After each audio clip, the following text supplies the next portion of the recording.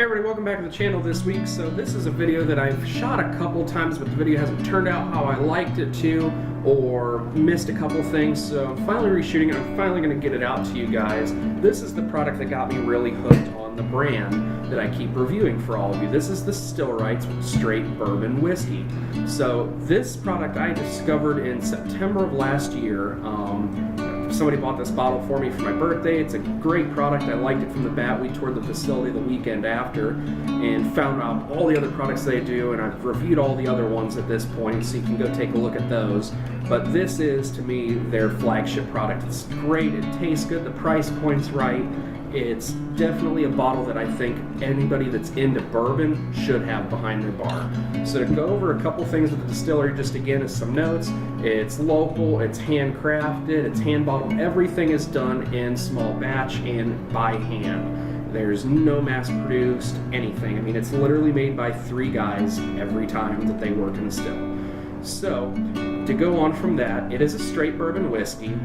On the label it says straight bourbon whiskey, handcrafted in small batches. This is batch 1, so this is the first of their bourbon that they've ever produced.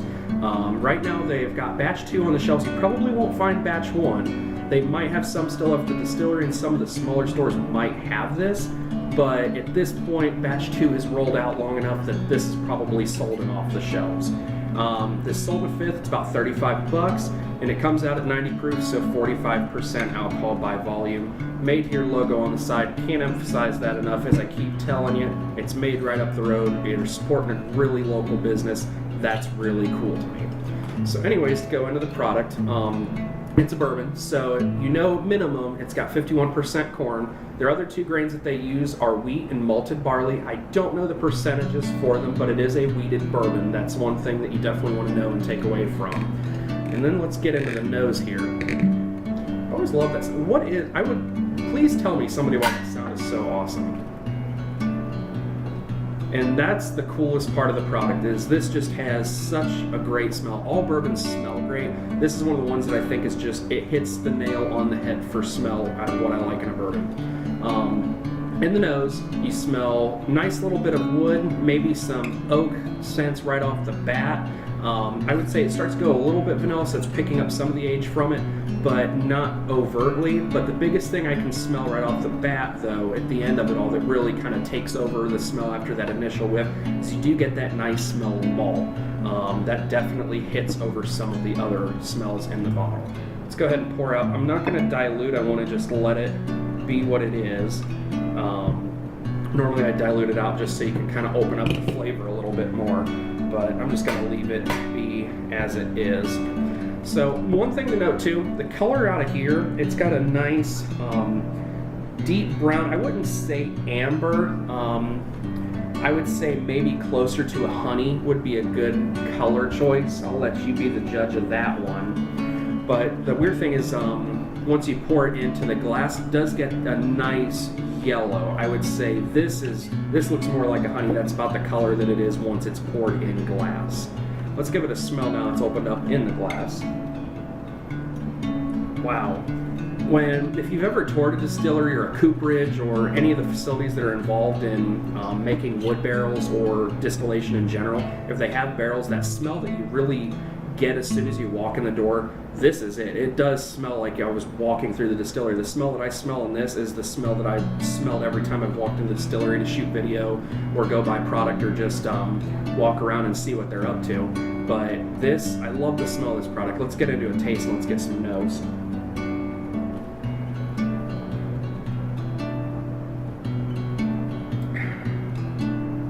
Man. And I kind of have to relearn this a little bit. I've been drinking batch 2. In my opinion, batch 1 was great. Batch 2 took everything I liked in batch 1 and amplified it and made it better. So it's been a while since I've actually cracked open this bottle. I would say the main things that you're going to pick up on this, you do get a nice bit of malt. You definitely get a lot of corn, as you should. It's a bourbon. You should taste corn. If you don't taste corn in a bourbon, there's something that's wrong. Not as much wheat as I would have expected. For being a wheated bourbon, I would have expected more of the taste, but the barley and the wood are the 2 biggest things I pick up. Somebody mentioned at a tasting once they can taste banana, and ever since they've said that, Like right now I can taste banana just a little bit, kind of in the sides of my tongue. It's not really anywhere else, but it's definitely there. But I wouldn't say that's a very big taste. It's like an underlying aftertaste. But the biggest thing is you do get a nice little bit of vanilla. You do get a nice little bit of the oak. You can tell that it's been sitting in a charred barrel for 2 years.